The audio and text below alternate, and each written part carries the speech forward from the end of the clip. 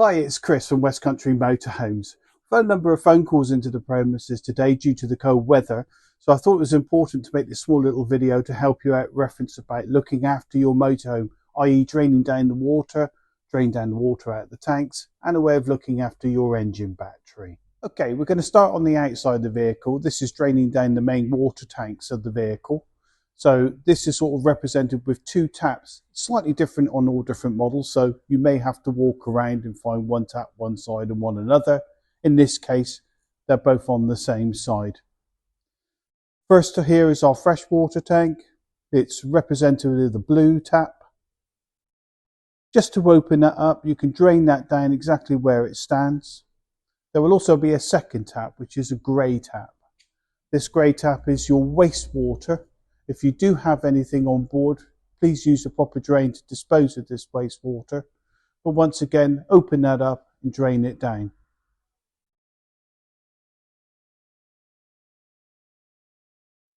The next step is actually of the draining down of the boiler of the motorhome itself.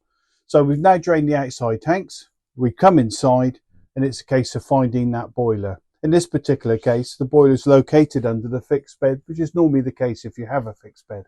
If not, it may be located in the front, underneath the side bench seats, and in some cases on some Swifts located underneath the sink area. So what I'm going to do is just lift the bed up so you can actually see what I'm talking about here. So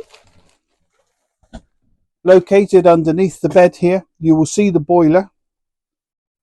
To the left of the boiler is a yellow switch. That is really our target. That's what we're after. And now what we do, we lift it in the upright position. Any water now which is inside that boiler will drain down directly onto the floor and ensure there is no fluids left on board this vehicle. Okay, regarding the engine battery. Really, the most important thing about an engine battery, obviously most vehicles today either have an alarm or a tracker system on board. And of course, those items are constantly pulling a charge off your engine battery, even though it's not running.